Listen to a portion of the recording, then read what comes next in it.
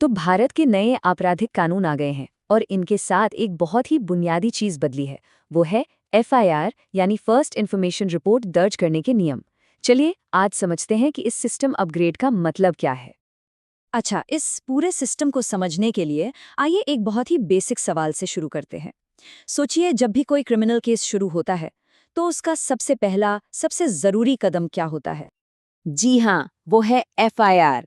ये सिर्फ एक कागज का टुकड़ा नहीं है, बल्कि ये वो शुरुआती पॉइंट है जहां से न्याय की पूरी गाड़ी चल पड़ती है। और इसे समझना आगे की हर बात के लिए बहुत जरूरी है। तो एफआईआर आखिर है क्या? इसे आप ऐसे समझिए कि ये क्रिमिनल लॉ को एक्शन में लाने वाली एक ऑफिशियल सीटी है।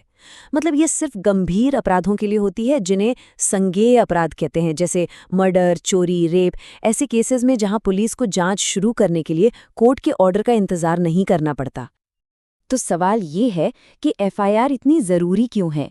देखिए, सबसे पहले तो ये कानून को हरकत में लाती है। दूसरा, ये पक्का करती है कि क्राइम की जो सबसे पहली जानकारी है वो बिना किसी छेड़छाड़ के अधिकारियों तक पहुंच जाए। और हाँ, एक बात याद रखने वाली है, ये कहानी का सिर्फ पहला वर्जन है, पूरी की पूरी एनसाइक्लोपीडिया नहीं। तो अब आते हैं उस सिस्टम अपग्रेड पर जिसकी बात हम शुरू से कर रहे हैं। देखते हैं कि ये जो नया कानूनी ढांचा है ये असल में है क्या। पहले एफआईआर से जुड़े सारे नियम थे पुराने क्रिमिनल प्रोसीजर कोड यानी सीआरपीसी में। अब वो शिफ्ट होकर आ गए हैं नई भारतीय नागरिक सुरक्षा संहिता यानी बीएनएसएस में। मतलब एफआईआर का लीगल एड्रेस बदल गया है। पर ये सिर्फ एक सेक्शन नंबर का बदलाव नहीं है या सिर्फ कानून का नाम नहीं बदला है। जो एफआईआर फाइल करने का पूरा प्रोसेस है ना, उसमें कुछ बहुत बड़े अपग्रेड्स आए हैं। और इसमें सबसे बड़ा और शायद सबसे जरूरी बदलाव है डिजिटल एफआईआर्स को कानूनी मान्यता मिलना। जी हाँ, अब कोई भी ईमेल से, किसी ऑनलाइन पोर्टल से या ऐप के जरिए भी अपराध की सूचना दे सकता है। जाहिर है, इससे पूरी प्रक्रिया कहीं ज्यादा सुलभ हो गई है। लेकिन रुकिए, यह प्रोसेस सिर्फ ऑनलाइन जानकारी देने पर ही खत्म नहीं हो जाता। यहाँ पर डिजिटल सुविधा और कानूनी जरूरत के बीच एक बैलेंस बनाया गया है। देखिए, जानकारी इलेक्ट्रॉनिक तरीके से भेजने के बाद पुलिस का काम है कि वो सूचना देने वाले से संपर्क करें और फिर 3 दिन के अंदर अंदर उस रिपोर्ट पर फिजिकली साइन करना भी जरूरी है। एक और बहुत ही जरूरी अपग्रेड है जीरो एफआईआर का कॉन्सेप्ट। अब इसका क्या मतलब है? इसका सीधा सा मतलब है कि पीड़ित किसी भी पुलिस स्टेशन में जाकर एफआईआर दर्ज करा सकता है, भले ही क्राइम कहीं और हुआ हो। बाद में वो पुलिस स्टेशन केस को सही जगह ट्रांसफर कर देगा। इससे होता यह है कि पीड़ितों को एक थाने से दूसरे थाने भटकना नहीं पड़ता।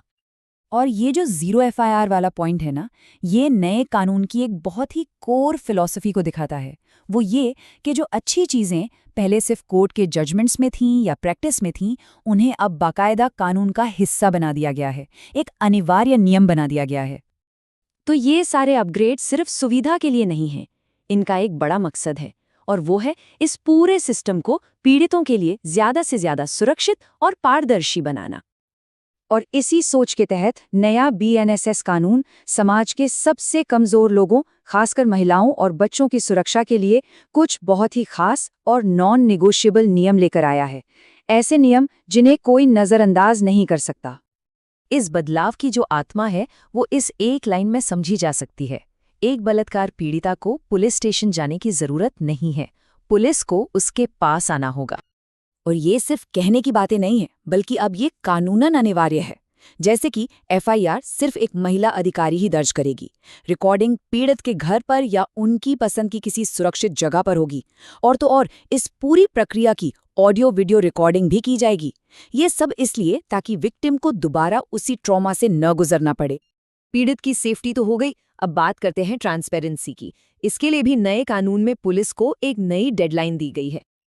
अब नियम ये है कि हर एफआईआर को 24 घंटे के अंदर पुलिस की वेबसाइट पर अपलोड करना होगा। हाँ, इसमें कुछ संवेदनशील मामले जैसे कि राष्ट्रीय सुरक्षा या यौन अपराधों से जुड़े केस शामिल नहीं हैं। लेकिन ये एक छोटा सा कदम पब्लिक अकाउंटेबिलिटी की एक बिल्कुल नई परत जुड़ता है। तो अगर हम पुराने और नए कानून को आमने सामने रखकर देखें तो फर्क बिल्कुल साफ है।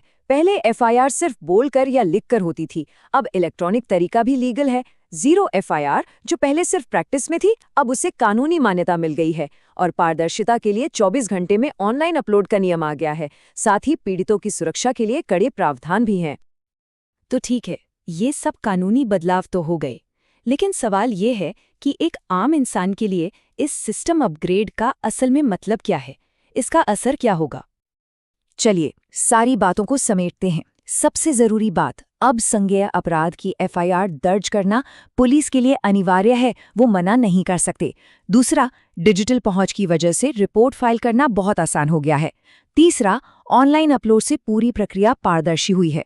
और सबसे अहम, ये नया सिस्टम पीड़ितों की सुरक्षा और उनके सम्मान को सबसे ऊपर रखता है। और ये सारी बातें हमें एक बहुत ही दिलचस्प सवाल पर लाकर खड़ा करती हैं कि जब ये नई डिजिटल और पारदर्शी प्रक्रियाएं पूरी तरह से लागू हो जाएंगी, तो पुलिस की जवाबदेही तय करने की दिशा में अगला बड़ा कदम क्या हो सकता है?